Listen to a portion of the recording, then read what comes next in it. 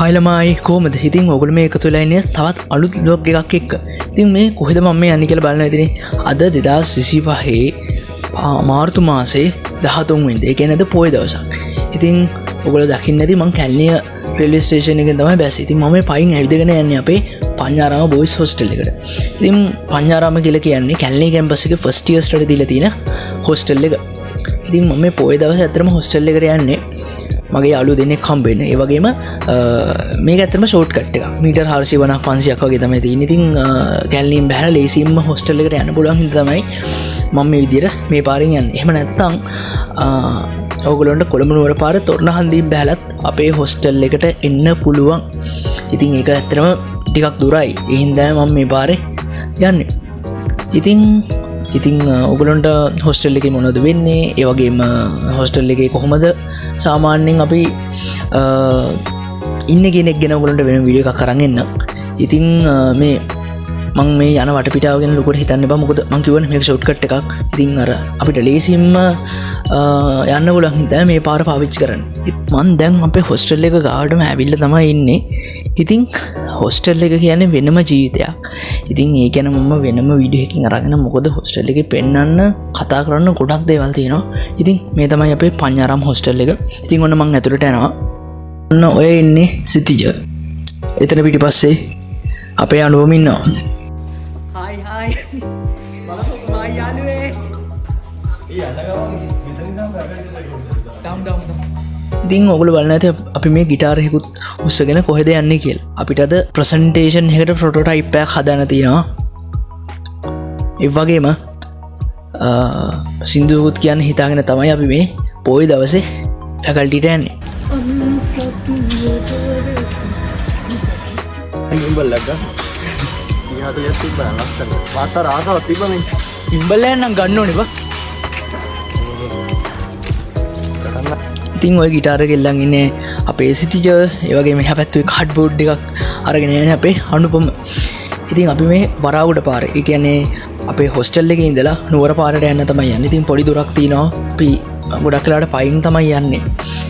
ඉතින් අපි ෆැකල්ටි එකට ගිහිල්ලා බලමු මොකද එතන වෙන්නේ කියලා. දැන් මේ ඉන්නේ කැලණිය කැම්පස් එකේ පරිගණක හා තාක්ෂණ පීඨයේ ලොබි ඒරියා එක. ඉතින් අපි මේ සින්දුවක් කියන තමයි try එකක් දෙන්නේ. ඉතින් මං හිතනවා ඔයගොල්ලෝ සින්දුව enjoy කරයි කියලා.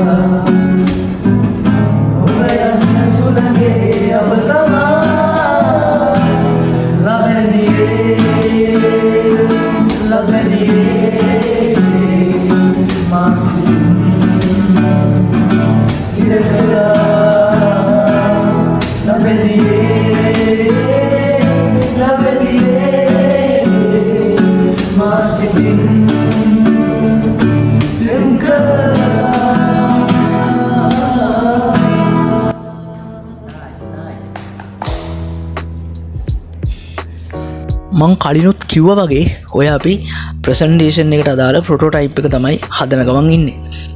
අපේ ප්‍රසන්ඩේෂන් එකට මොකද උනේ කියලා වෙන වීඩියෝ එකක් කරන්නම්. ඉතින් මේ තින්නේ අපේ ෆැකල්ටි එක. ඉතින් මේක මාරම ලස්සන ෆැකල්ටි එකක්, හරිම නිස්කලංක නිදහස් පරිසරයක තමයි හදලා තින්නේ.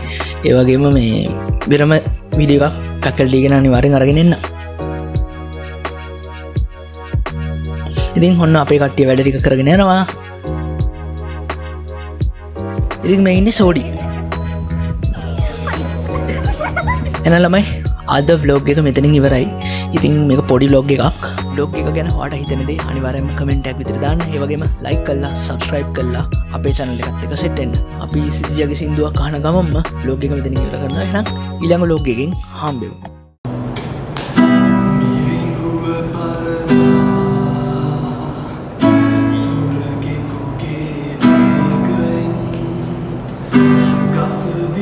Pura